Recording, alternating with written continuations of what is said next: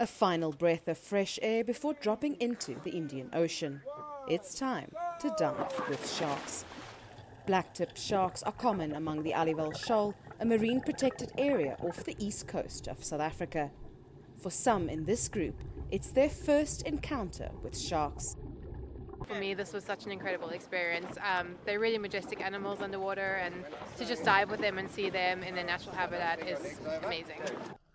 Safe shark diving is Gary Snodgrass's speciality. But for several years, this dive centre owner has seen the number and diversity of animals decrease. Some of the larger predators have almost completely disappeared. We used to call it a tiger shark dive. We've had to change the name because we can't call it a tiger shark dive anymore because we can't, we're seeing them so seldom. So over the last couple of years, it sadly they've decreased in numbers dramatically. What would be the reason for that? Shark nets, the drum lines probably.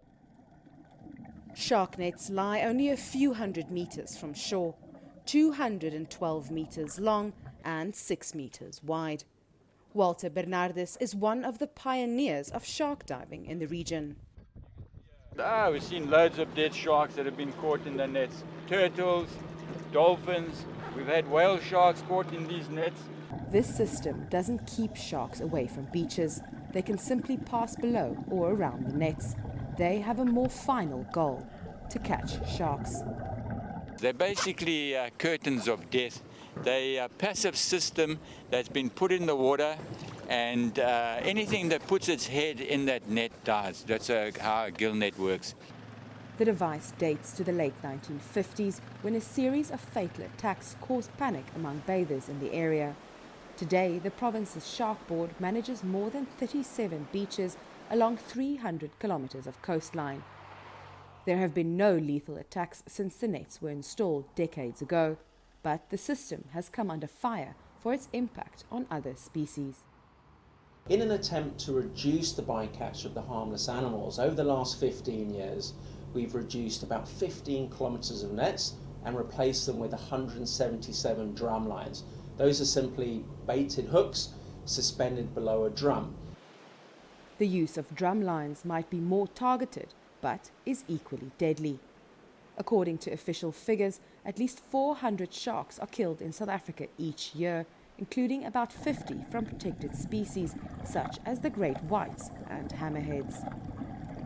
Killing sharks to protect bathers is outdated thinking, says Jean Harris, who heads up marine conservation group Wild Oceans.